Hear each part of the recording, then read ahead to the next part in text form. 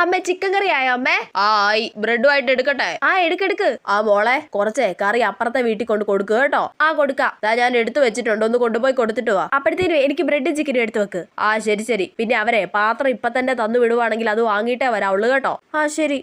അമ്മ അവര് പാത്രം തന്നില്ല, പിന്നെ തരാന്ന് പറഞ്ഞു. എനിക്ക് എടുത്ത് വെച്ചോ അമ്മേ? ആ എടുത്തു വെച്ച്. എന്റെ പൊന്നോ, ഇങ്ങനെ ഒരു കൊതിച്ചി.